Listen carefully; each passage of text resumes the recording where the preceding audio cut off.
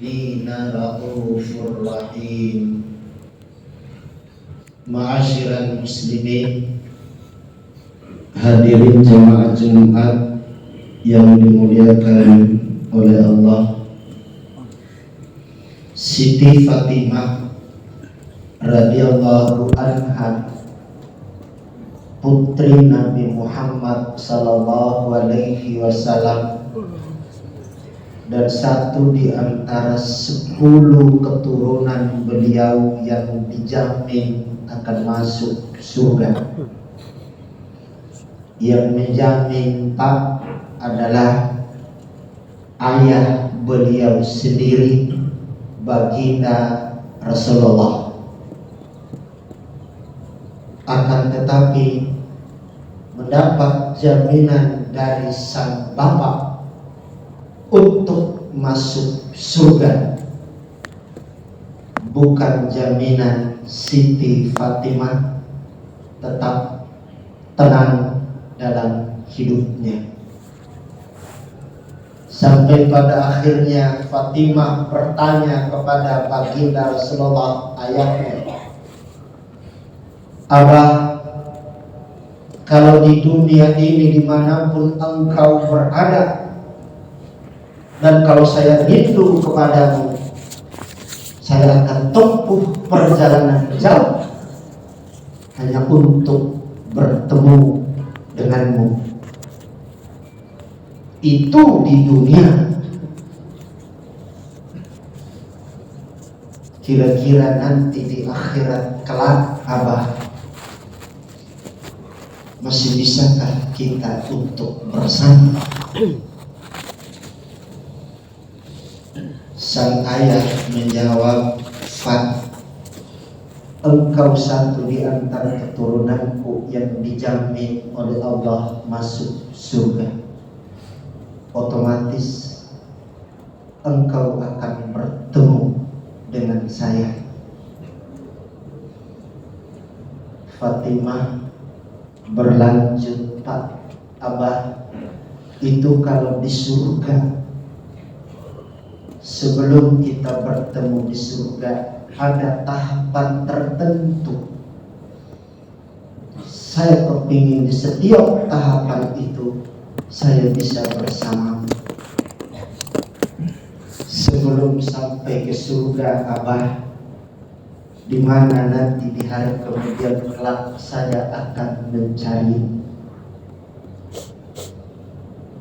Baginda Rasulullah menjawab, wahai putriku, cari abahmu di pintu surga, karena saya sedang berbahagia menyaksikan umatku berbondong-bondong masuk surga.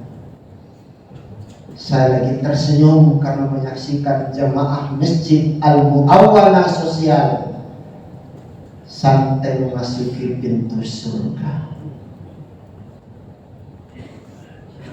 Ternyata Fatimah belum berhenti, Pak, nanya lagi, Abah, kalau di pintu surga engkau mencari dan engkau tidak ada, di mana saya harus mencarimu? Nabi menjawab, wahai putriku, cari abahmu di telaga Al-Kautsar, karena di situ saya lagi bergembira sekaligus memberikan minuman kepada umatku yang mendapatkan kasih sayang dari Allah, dan minuman itu susu yang jernih putih luar biasa yang bersumber dari telagaku, namanya Telaga Al-Kautsar. Abah, kalau di Telaga Al-Kautsar saya mencarimu dan engkau juga tidak ada, di mana saya bisa menemuimu lagi? Nabi menjawab, cari Abah di pintu Al-Mizan,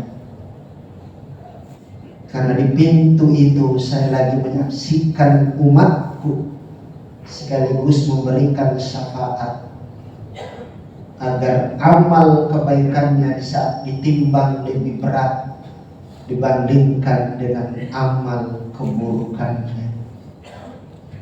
Dan syafaatku di tempat itu sangat penting, wahai putriku. Jemaah yang dimuliakan Allah, masuk pertanyaan yang keempat. Fatimah mulai meneteskan air mata, Pak. Abah, kalau di pintu Al-Mizan engkau tidak kutemukan, lalu saya harus mencari di mana lagi. Melihat putrinya menangis, Nabi juga tidak menahan air matanya, lalu menjawab, wahai putriku, cari Abah di titian jembatan Shiratal Mustaqim, karena syafaatku sangat dibutuhkan oleh umatku pada saat mereka melewati jembatan Shiratal Mustaqim. Menurut hadis riwayat Bukhari Muslim, Pak, jembatan Shiratal Mustaqim itu jangan dibayangkan seperti jembatan kembarnya, sungguh binasa. Itu biar mobil 10.000 ton bisa dilewat. Menurut hadis Bukhari Muslim, jembatan Shiratal Mustaqim itu rambut dibelah 7, Pak. Tapi kemahabesaran Allah dengan amal perbuatan baik yang dilakoni oleh umat Nabi Muhammad, 7 lembar rambut dibelah 7 itu melebihi kokohnya jembatan kembar sungguh binasa. Jadi tergantung dari amal perbuatan. Abah, kata Fatimah, apa yang kau saksikan di jembatan Shiratal Mustaqim bagi umat? Fat, ada umat yang melewati jembatan Shiratal Mustaqim seperti kilat. Sedetik mereka sudah melewati, mereka nyemplung masuk surga. Ada yang seperti pesawat terbang, ada yang seperti peluru, ada yang seperti pelari maraton, ada yang berjalan biasa, ada yang santai, bahkan ada yang sedang merangkak. Meskipun dengan susah payah ada yang lolos, tapi banyak yang terjerumus ke dalam neraka jahanam. Disinilah syafaatku buat umatku. Air mata Fatimah semakin berderai, Pak. Nabi lalu bertanya, wahai putriku, kenapa engkau menangis? Abah, meskipun saya ada jaminan darimu akan ke surga, otomatis saya juga akan melewati jembatan Shiratal Mustaqim. Kira-kira bagaimana nanti kalau saya melewati jembatan tersebut? Terisak baginda Rasulullah lalu menjawab, engkau orang yang pertama akan mendapatkan syafaat dariku di saat engkau melewati jembatan Shiratal Mustaqim. Jemaah Jumat yang dimuliakan Allah,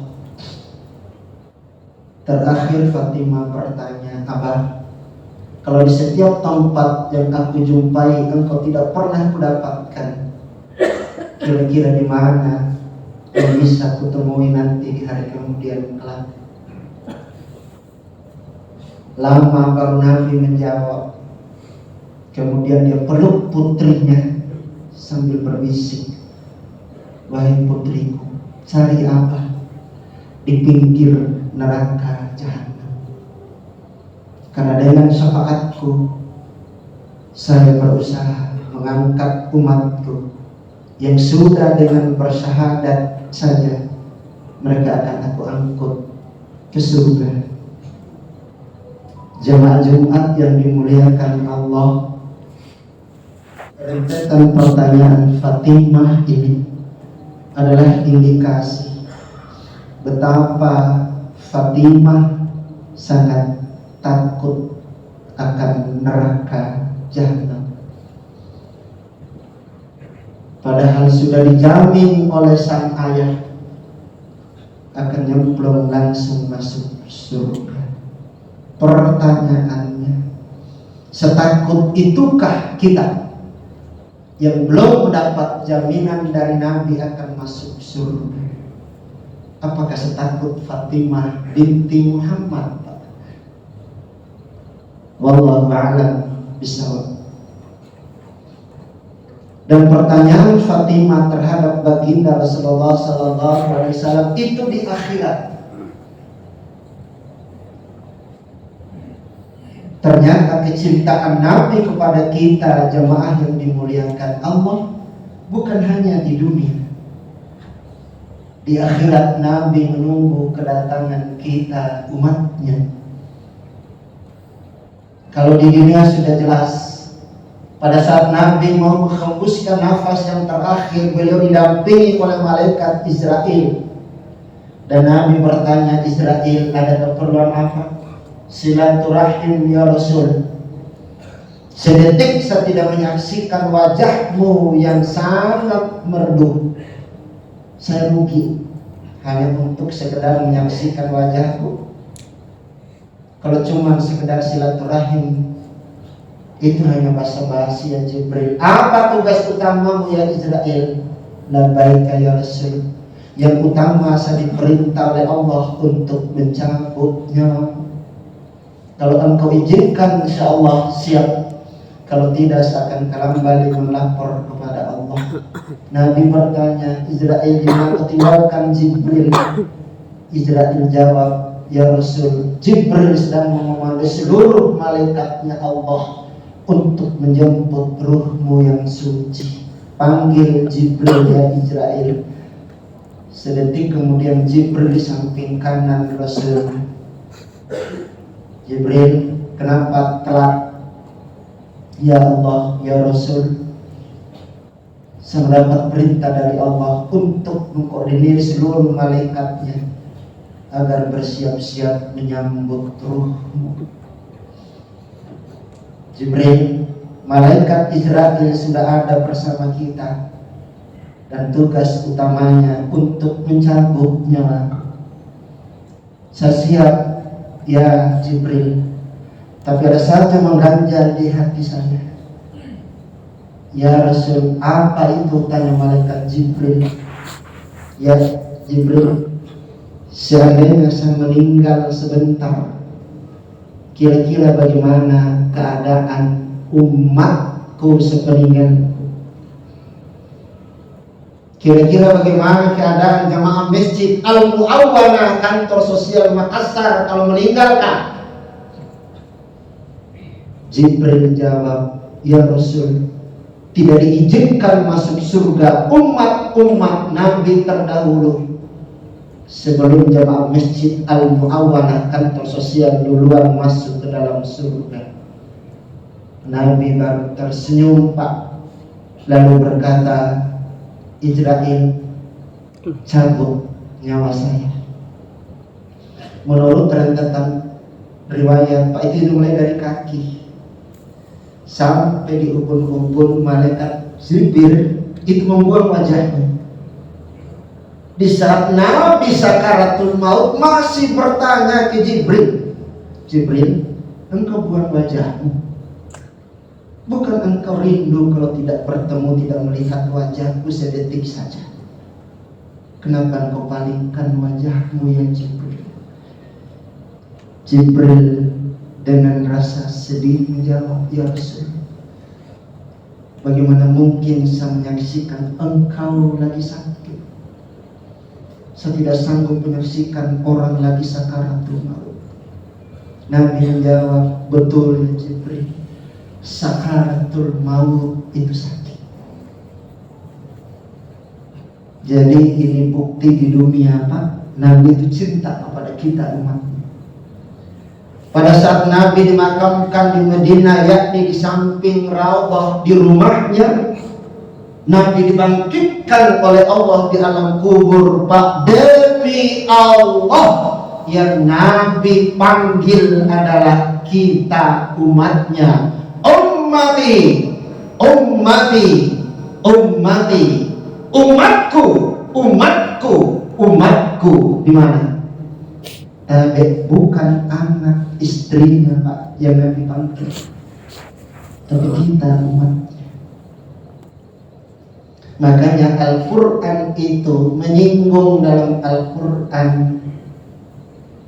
laqad ja'akum rasulun min anfusikum azizun 'alaihi, sesungguhnya telah ada seorang nabi dalam kaummu sendiri, amat besar penderitaannya melihat penderitaanmu. Jadi kalau kita menderita, Nabi yang pertama ikut menderita Pak. Ini sosok pemimpin yang sangat luar biasa. Bukan sebaliknya.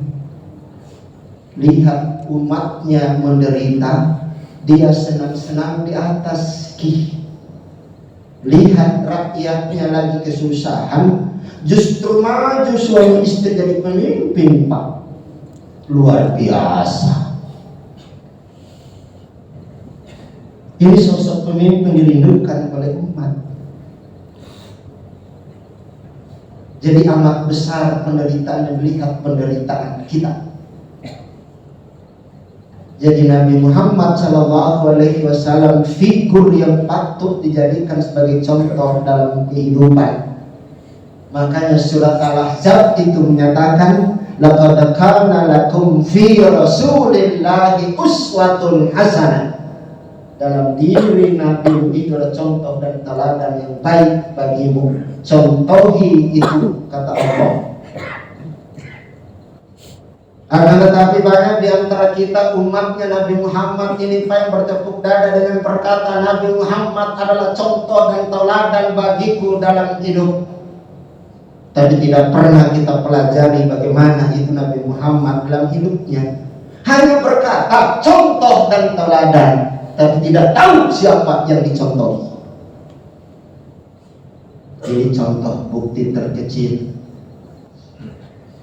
Ada bapak ditanya sama anaknya kelas 3 SD, Pak, tanggal berapa lahirnya Nabi Muhammad? Bapaknya bilang, isen kode, percuma sampai sekolah bapak tolong tanya. Kenapa dia seperti itu Pak? Karena dia tidak tahu. Tapi berkata Nabi Muhammad adalah contoh dan teladan bagiku. Kecewa dengan jawaban bapaknya, pindah ke mamanya. Ma, kenapa lahirnya Nabi Muhammad disebut tahun gajah, Mak? Apa jawaban mamanya? Karena bukan tahun kambing, Mak, maka disebut tahun gajah. Kenapa dia seperti itu, Pak? Karena mamanya juga tidak tahu. Tapi berikrar Nabi Muhammad itu adalah contoh dan teladan. Sepantasnya kalau kita mau contohi orang, maka insya Allah pelajari dulu siapa orang itu, baru dicontohi. Makanya kalau mau jadikan uswah, laqad kana lakum fi rasulillahi uswatun hasanah, maka pelajari dulu bagaimana Nabi Muhammad, bagaimana hidupnya dengan istrinya, bagaimana dia memimpin rakyatnya, umatnya, bagaimana kecintaan kepada umat dan rakyatnya. Dipelajari dulu, baru berkata Nabi Muhammad adalah contoh dan teladan dalam hidupku. Kalau kita sudah pelajari, baru kita berkata contoh dan teladan, maka demi Allah hidup ini akan terasa indah. Fi dunya hasanah wa fil akhirati hasanah. Di dunia kita akan mendapatkan kebaikan, di akhirat insyaallah mendapatkan kebahagiaan, ampunan dari Allah. Amin ya rabbal alamin. Barakallahu li wa lakum fil Qur'anil azim wa nafa'ni wa iyyakum bima fihi minal ayati wa dzikril hakim wa taqabbal minni wa minkum tilawatahu innahu huwa